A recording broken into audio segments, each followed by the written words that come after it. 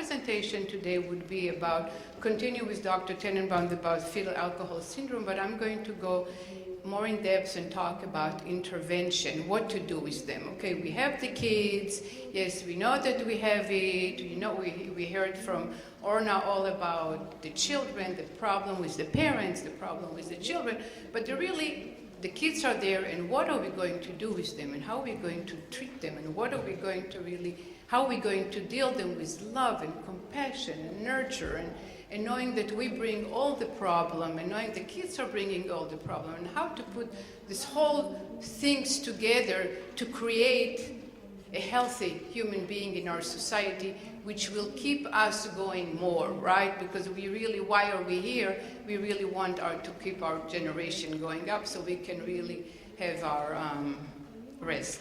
So I just want to let you know how I got to this field and how I'm still struggling with intervention. In 1985, I started to work in a program called Head Start, which is a federal funded program in LA, in the United States. I was back then talking about stigma. I was back then the handicap coordinator, which today is the disability/mental health. One of our issues was to really test the children twice a year, and we used, I don't know how much you're familiar with the Denver Developmental Screening Test, which tests cognitive ability, language, and so forth. And so I tested those children, and one day they were fantastic. They did everything. They were real enthusiastic. The next day the teacher calls me and tells me, you know what, Irit, we have a problem. The kids are not paying attention. They are not there. What are we going to do with them? Or they're forgetful, or they're very aggressive, and then one day they were very good, and so far and so on, and we heard this complaint, and the complaint was really about the non-consistency of the children's behavior, forgetfulness, aggressiveness, and so forth and so on. And due to the fact that most of the kids with diagnosis back then, the children with Downs, the CP kids, they got services. Those particular kids did not receive no services.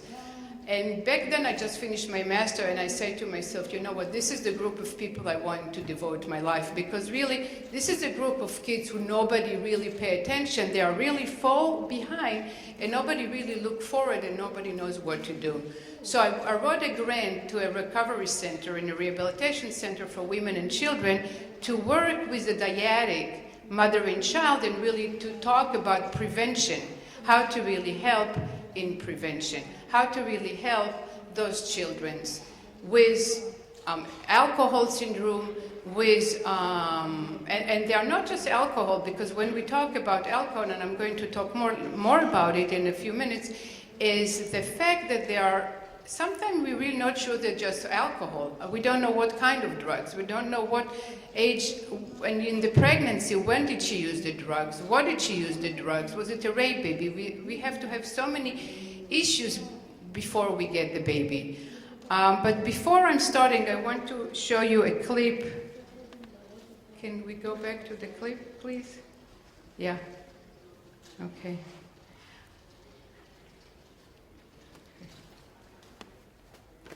Okay. Okay.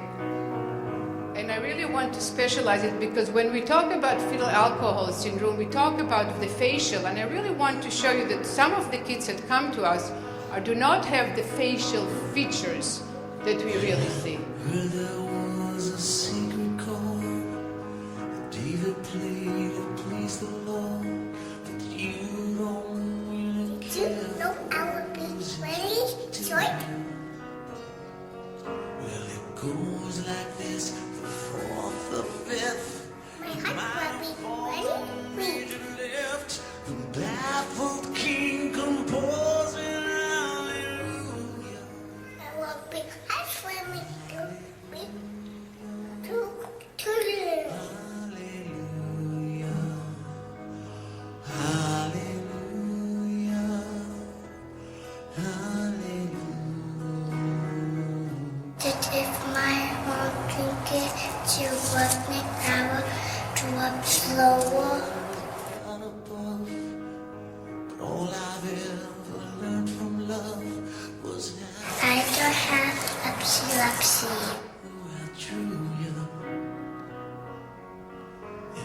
It's not your cry. I could have hearing loss. It's not someone who's seen a light. It's a chord and it's a broken hallelujah. Damage to my central nervous system. Hallelujah. Hallelujah.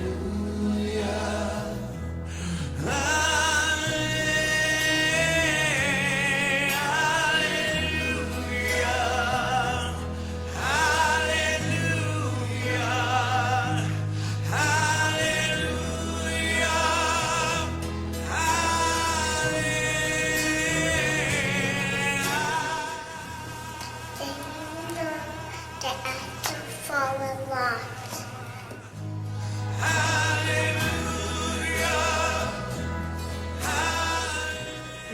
No time or enough. You see. So I just wanted to show you that when we see those children, and we see with the facial, not all the kids with fetal alcohol, like Dr. Tenenbaum shows, have the facial, and that's when we are talking about adoptive families, that all of a sudden they're getting those children, they do not have the facial, and they're showing all the different behavior, and then the question is what and how to do it. So when we are talking about so Dr. Tenenbaum talked about the spectrum disorder, which I'm going to skip it, and we know that 94% are having mental disorder. And this is the only mental disorder we know for fact we can prevent. And it's a very important fact. I think so. Also, fetal alcohol syndrome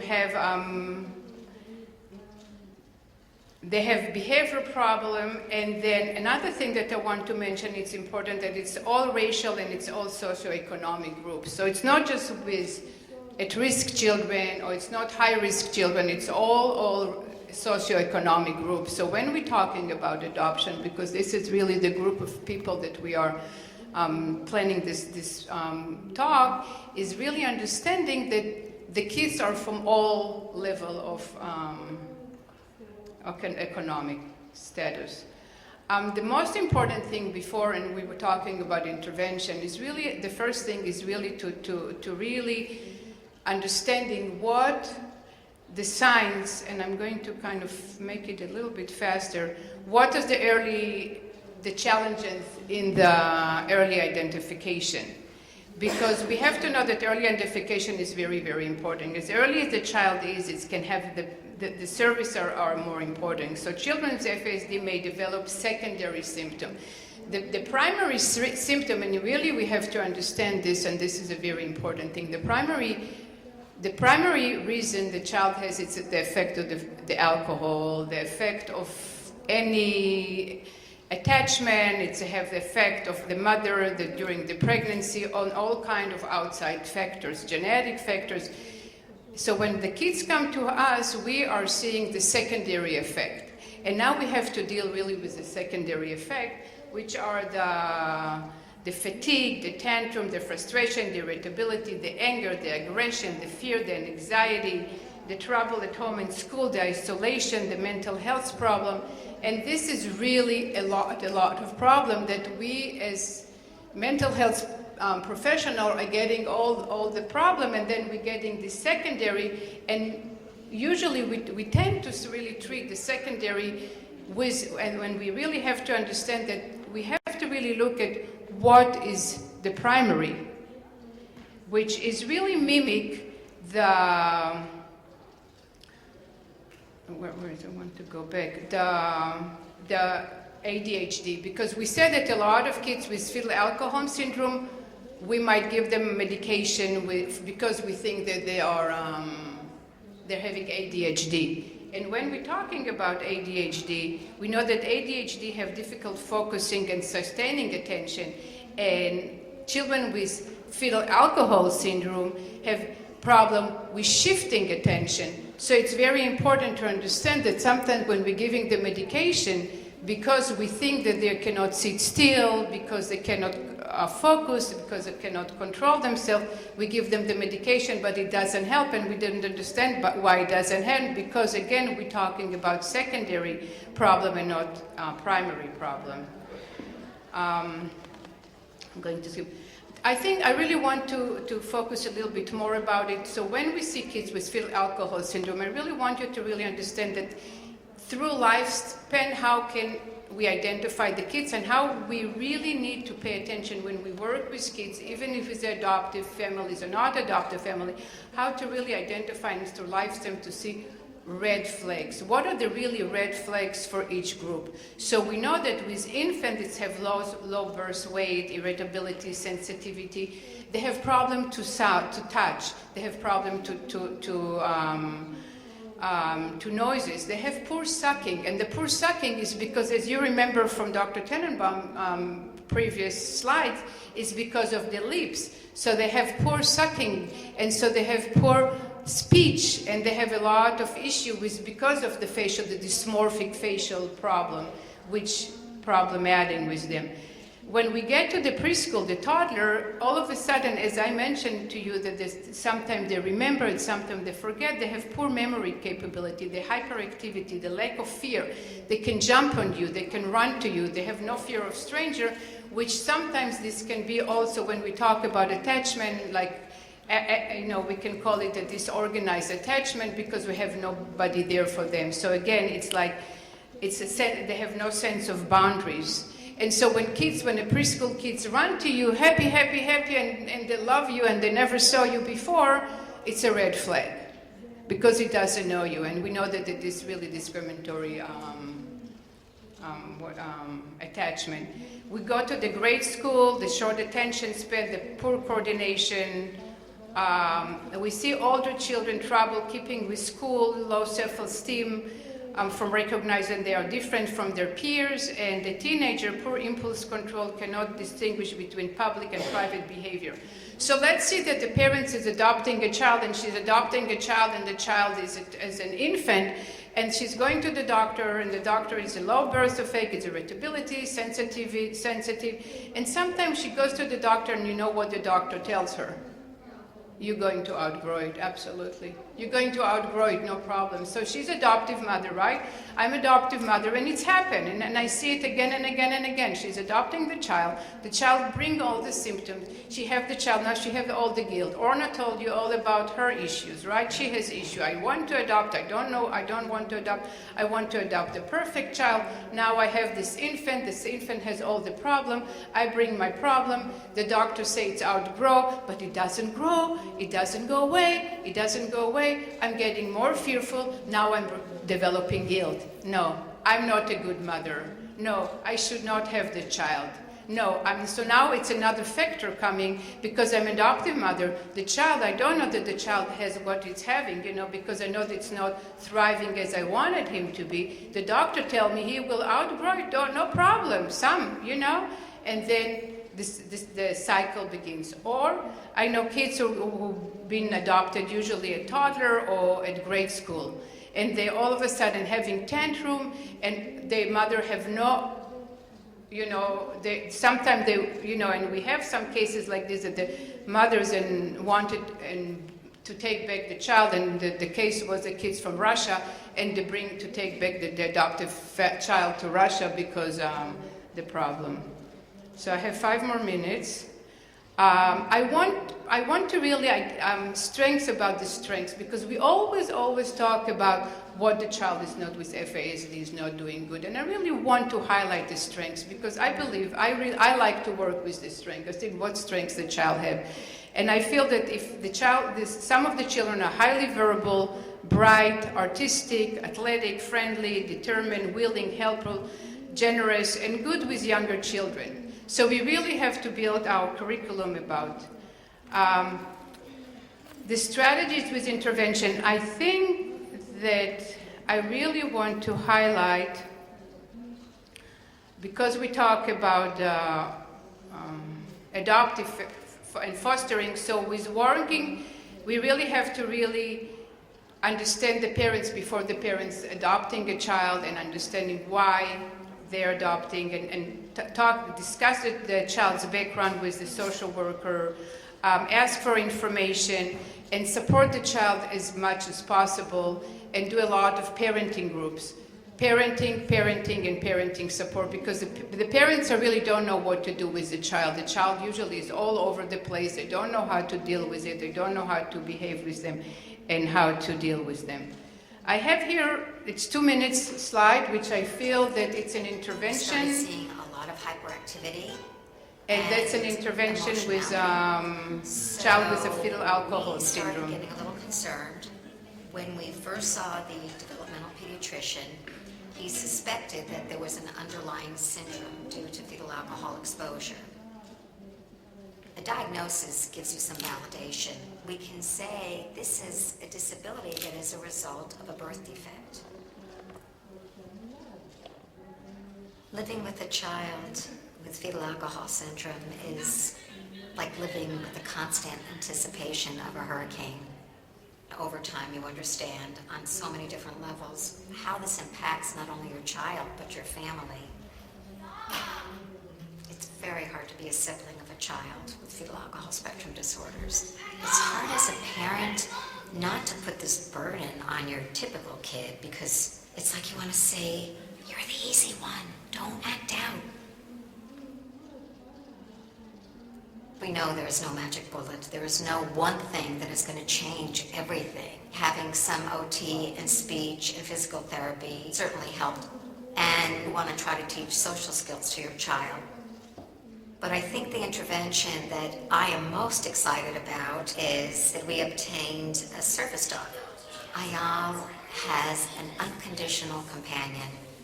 One of the things we've learned as parents is that you want to try to create external supports for your child so that they can feel successful in any environment possible. The earlier you have a diagnosis, you can start intervention. If you see some behaviors in your kids that might look like what I'm describing, you certainly would want to make sure that you have a pediatrician examine your child. And if you're not hearing things that feel intuitively like they're answering your questions or your concerns, that you go to some sort of specialist, either a child neurologist or a developmental pediatrician. You have to look at this in the face so that you can help your child. I think it's important to tell the truth, to talk about what this is, and not to be ashamed, because if you're going to teach your child to be an advocate for themselves, you have to say, this is my kid. Part of my kid is that he has a disability, a profound disability. Every parent wants their child to be happy, and certainly that's what we want for Ayal. I think finding happiness within the context of this disability is going to depend a lot on Ayal feeling safe. Because he's so vulnerable, it is going to be our lifelong job to keep him protected and safe.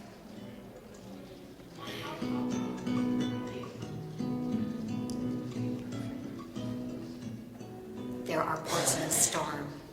You just have to look for them.